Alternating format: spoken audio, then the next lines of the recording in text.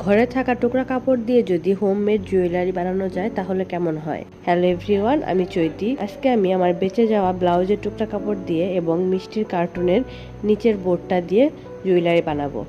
তো আমি যে সাইজের জুয়েলারি বানাবো সেই সাইজ অনুযায়ী কার্ডবোর্ডটা কেটে নিয়ে B7000 গ্লুর মাধ্যমে বোর্ডটার সাথে কাপড়গুলো লাগিয়ে নিয়েছি। এরপর আমি এখানে কাটিং মিরর ইউজ করছি, যেগুলো আপনারা আমার পেজে পেয়ে যাবেন, এবং এগুলোর বিভিন্নটার বিভিন্ন রকম দাম সাইজের উপর ডিপেন্ড করে।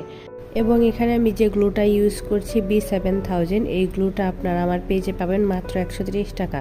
আর এই গ্লুটা দিয়ে আপনারা কাপড়ের উপরে মিরর বা স্টোন লাগাতে পারবেন।